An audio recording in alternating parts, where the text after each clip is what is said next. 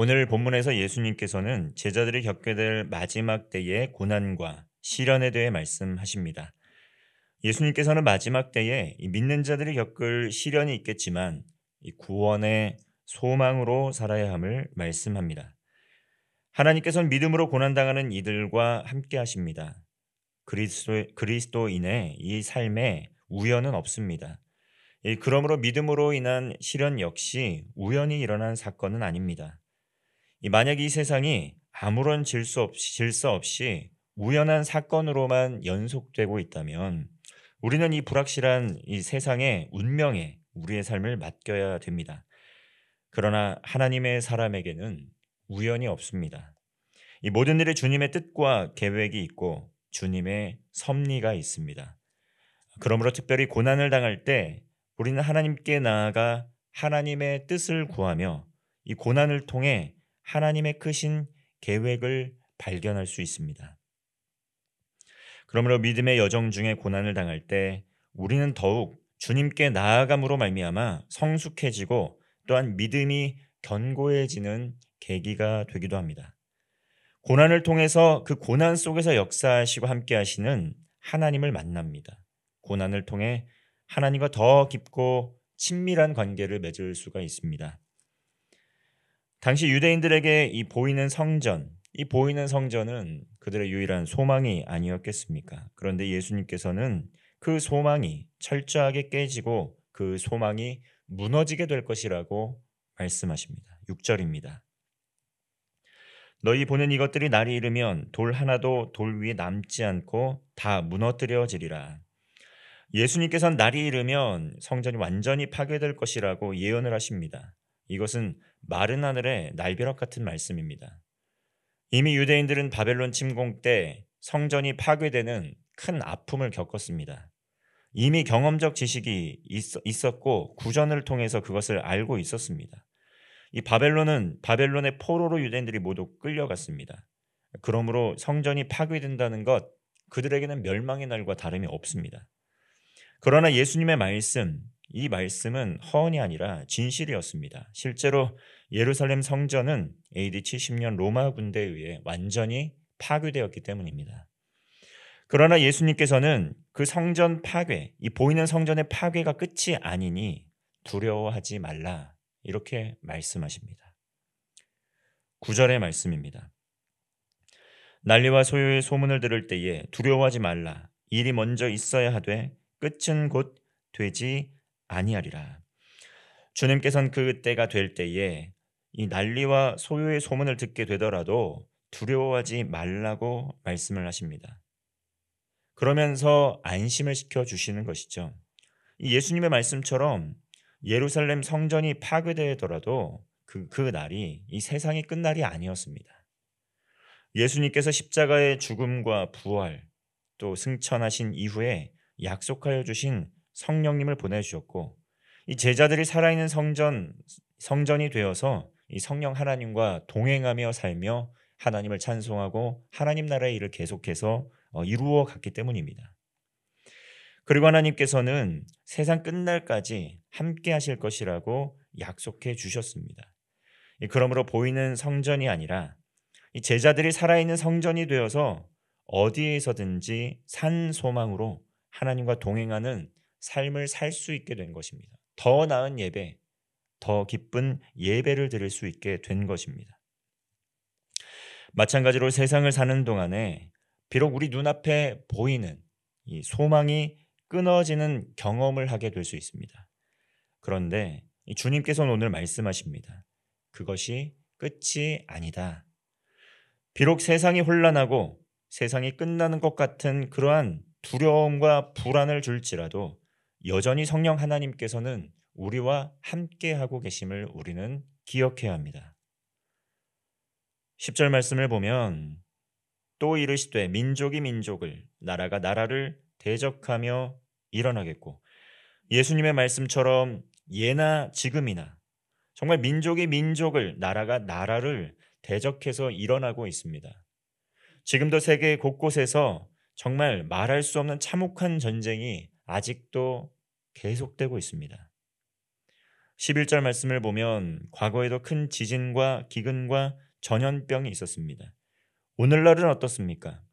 얼마 전에도 큰 대지진이 있었고 또 우리는 코로나19라는 정말 역사상 유례 없는 우리 살아생전에 경험해 보지 못한 이 전염병의 질병으로 인해 고통을 받아 보았습니다. 그리고 지금도 기근으로 인해서 식량을 구하지 못하고 또 양식이 없어서 굶어 죽는 이 절대 빈곤을 겪는 이들도 수억 명에 달합니다. 오늘날도 마찬가지라는 것이죠. 그리고 주님께서는 말씀하십니다. 진정으로 마지막 때에 예수님의 이름을 믿음으로 인한 환난과 핍박 또한 있을 것이다. 12절의 말씀입니다. 이 모든 일 전에 내 이름으로 말미암아 너에게 손을 대어 박해하며 회당과 옥에 넘겨주며 임금들과 집권자들 앞에 끌어가려니와. 환난과 핍박의 날, 이 마지막 때, 이 말세 때에 예수님의 이름 때문에 박해를 당하고 예수님의 이름 때문에 옥에 갇히고 예수님 때문에 가진 고난을 당하게 될 것이라고 이 주님께서 말씀하셨습니다. 성전이 파괴되고 그리스도인들 정말 로마의 압제에 의해서 수많은 고통을 당했습니다. 이 성경의 예언의 말씀 속에 나와 있는 것처럼 전쟁 때문에 기근 때문에 전염병 때문에 고난을 많이 당했습니다. 그래서 예수님께서 곧 오실 것이라고 믿었습니다. 예수님께서 이제 곧 오시겠구나라고 믿었다는 것이죠. 그러나 어떻습니까? 수천 년이 지난 지금도 여전히 세계 곳곳에서는 또 전쟁과 기근과 전염병과 또 나라가 나라를 대적하는 이러한 일들과 또 많은 이 성경에 있는 일들이 여전히 이루어지고 있는 것을 볼 수 있습니다. 어느 때가 마지막 때일지는 알 수 없지만 그러므로 그리스도인들은 늘 깨어 있으므로 정말 오늘 주님께서 다시 오시더라도 이상할 것이 없다라는 이러한 이 마지막 때의 종말론적 신앙관, 세계관을 가지고 살아야 한다는 것이죠. 2000년이 지났기 때문에 예수님 다시 오시지 않을 것이라는 것이 아니라 오늘 당장 주님이 오시더라도 이상할 것이 없는 때를 살아가고 있구나라는 그러한 믿음으로 살아가야 한다는 것입니다. 예수님 말씀처럼 어떻습니까? 지금도 여전히 세계 곳곳에서 기독교 때문에 이 신앙 때문에 고통을 받는 이들이 많습니다. 기독교 박해 국가들이 있다는 것이죠. 우리나라와 가장 가까운 북한, 정말 수십 년 동안 부동의 세계 1위 기독교 박해 국가입니다. 북한의 남은 자들, 우리 믿음의 동포들, 지하기 성도들, 이 예수님 때문에 옥에 갇히고 있습니다. 그리고 예수님 때문에 말할 수 없는 고난을 당하고 있습니다. 그러나 그렇게 믿음으로 인한 시련 때문에 고난을 당하는 그러한 그리스도인에게 소망이 있다고 말씀하십니다. 고난 중에도 세상의 멸망의 날이 다가와도 믿음 때문에 핍박과 환난을 당할지라도 소망이 있음을 오늘 말씀에서 약속해 주십니다. 주께서 고난받는 종들을 끝까지 함께 하시고 끝까지 지켜주신다는 그러한 약속의 말씀입니다. 17절과 18절의 말씀입니다. 또 너희가 내 이름으로 말미암아 모든 사람에게 미움을 받을 것이나 너희 머리털 하나도 상하지 아니하리라. 아멘. 주님의 이름으로 말미암아 이 신앙으로 말미암아 모든 사람들에게 미움을 받게 되더라도 이 주님께서는 고난당하는 성도들 머리털 하나 상하지 않도록 지켜주실 것이라고 약속하십니다. 이 세상에서 겪는 고난 영원할 것 같지만 영원하지 않습니다. 이 세상에서 겪는 고난은 잠시 잠깐의 고난입니다. 잠시 잠깐의 고통입니다. 그리고 주님께서는 그 믿음으로 인해 고통당하는 사람들에게 큰 하늘의 상급을 약속하여 주십니다. 우리 19절 말씀 함께 읽겠습니다. 19절입니다. 너희의 인내로 너희 영혼을 얻으리라. 아멘. 가장 중요한 정말 큰 상급, 언약의 약속 아니겠습니까? 구원입니다. 예수 그리스도를 믿는 이들에게 영원한 생명의 약속이 있습니다. 사랑하는 성도 여러분, 정말 우리가 믿음으로 인한 시련이 있습니까? 주님께서 말씀하신 이 복음을 믿음으로 말미암아 끝까지 인내함으로 영혼의 구원을 받는 성도가 되시기를 바랍니다.